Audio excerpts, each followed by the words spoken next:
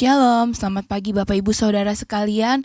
Kembali kita berjumpa di pagi hari ini di dalam 10 hari pencurahan Roh Kudus.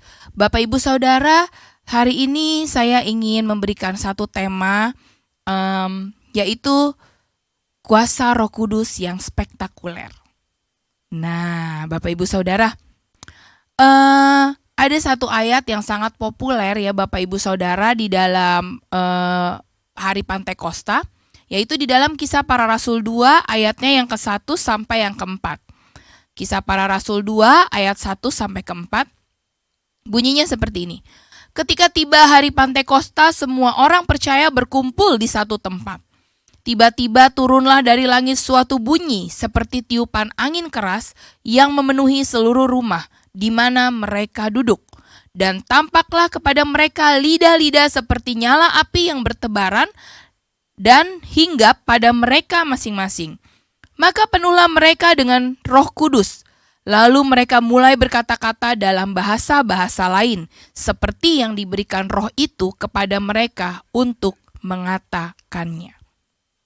Di dalam hari Pantekosta, terutama dalam 10 hari pencurahan Roh Kudus, seringkali kita gereja-gereja itu mengadakan doa 10 hari, ya kan? Mungkin kalau di dalam pandemi agak sulit gitu ya, nggak seperti dulu waktu pas sebelum pandemi itu lebih bebas gitu untuk kita melakukan doa 10 hari. Nah, pertanyaannya Bapak Ibu Saudara, apakah doa 10 hari itu kita ikuti atau diadakan dalam gereja hanya untuk merayakan atau memperingati saja? Atau itu menjadi hanya sebagai suatu momentum, habis itu selesai, tidak ada apa-apa lagi. Bapak Ibu Saudara, saya ingin mengajak Bapak Ibu Saudara untuk kita sama-sama merefleksikan diri kita bahwa 10 hari pencurahan Roh Kudus bukan cuma sekedar menjadi suatu momen saja, tetapi bisa menjadi suatu hal yang yang benar-benar luar biasa gitu, yang benar-benar kita manfaatkan untuk mengecas diri kita sendiri gitu. Dan itu nggak cuma 10 hari, tetapi bisa kita nikmati seterusnya. Ya, karena kalau kita bicara lihat di sini di dalam ayat 3 ini, dan tampaklah kepada mereka lidah-lidah seperti nyala api yang bertebaran dan hinggap pada mereka masing-masing, maka penuhlah mereka dengan Roh Kudus, lalu mereka mulai berkata-kata dalam bahasa-bahasa lain seperti yang diberikan oleh Roh itu kepada mereka untuk mengatakannya. Jadi kalau di firman Tuhan itu 10 hari pencurahan Roh Kudus itu adalah satu awal. Bukannya akhir atau bukannya momen doang, tetapi menjadi satu awal. Di mana Roh Kudus mulai bekerja, diawali dengan kuasa Roh Kudus yang turun ke atas mereka, kemudian Roh Kudus bekerja dengan spektakuler.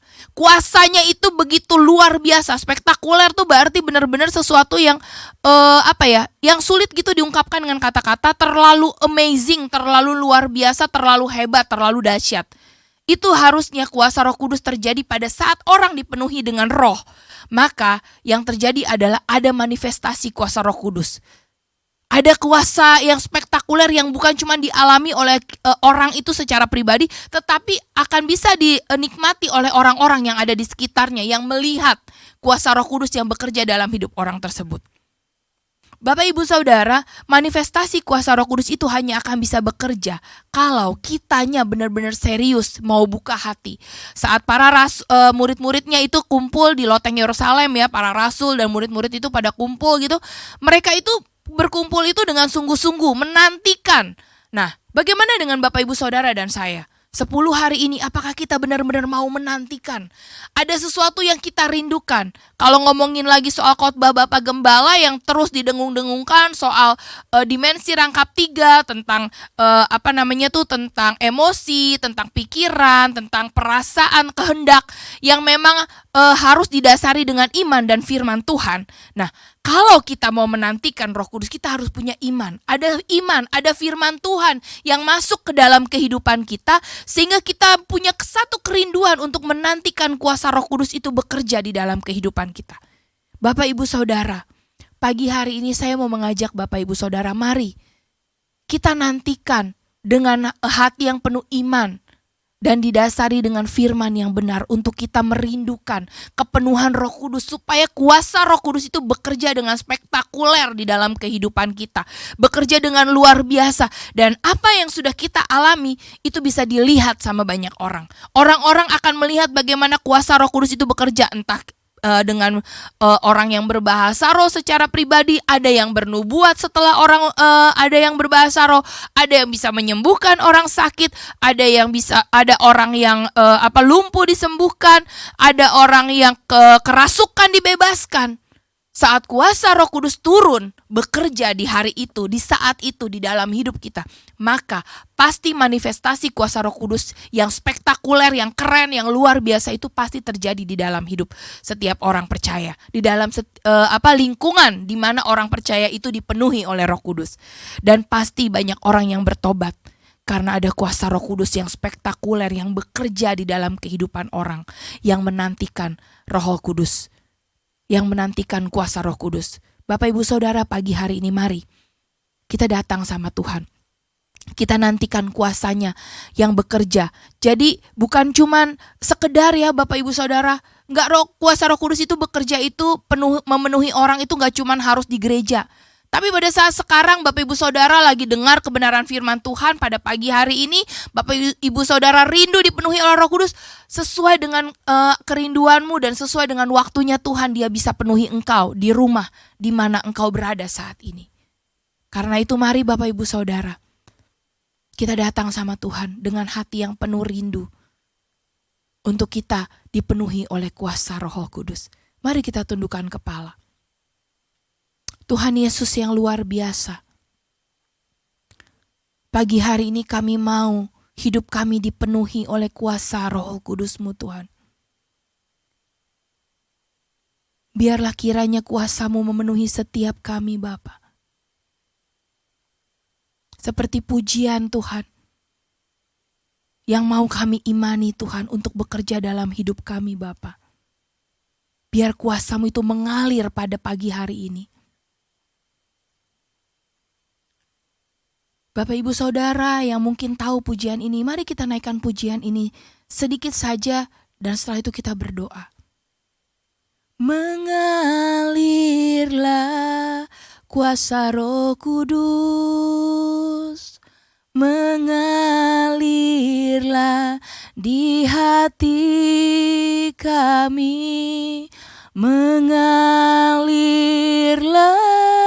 ya Roh Kudus di hidupku, mengalirlah kuasa Roh Kudus, mengalirlah di hati kami, mengalirlah ya Roh Kudus di hidupku, mengalirlah kuasa Roh Kudus, mengalirlah di hati kami, mengalirlah ya Roh Kudus di hidupku, mengalirlah oh Roh Kudus di hidupku. Allah Roh Kudus, sesuai dengan pujian yang kami naikkan, pagi hari ini mengalirlah di setiap hati kami yang mendengarkan, supaya Roh Kudus itu boleh ada di dalam hidup kami, memenuhi hidup kami, sehingga kuasa-Mu yang spektakuler itu Tuhan boleh termanifestasi Tuhan. Dan kami boleh jadi berkat bagi sekeliling kami.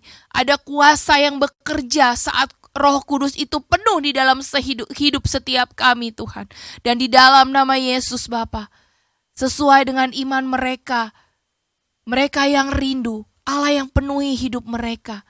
sehingga hidup mereka penuh dengan kuasa Roh Kudus dan ada manifestasi kuasa Roh Kudus yang spektakuler di dalam kehidupan mereka. Terima kasih Bapa, hamba-Mu selesai bicara, tetapi biarlah firman ini boleh merema di dalam hidup kami, bertumbuh dalam hidup kami, dan boleh kami lakukan, kami jadi berkat, dan kami menjadi pelaku-pelaku firman. Di dalam nama Tuhan Yesus, kami berdoa dan kami mengucap syukur. Haleluya. Amin. Setiap orang yang dipenuhi oleh kuasa Roh Kudus pasti akan memanifestasikan hal-hal yang spektakuler sesuai dengan karunia yang Tuhan Yesus, yang Roh Kudus berikan di dalam kehidupan orang-orang tersebut. Selamat pagi Bapak Ibu Saudara, Tuhan Yesus memberkati. Sampai berjumpa dalam renungan berikutnya.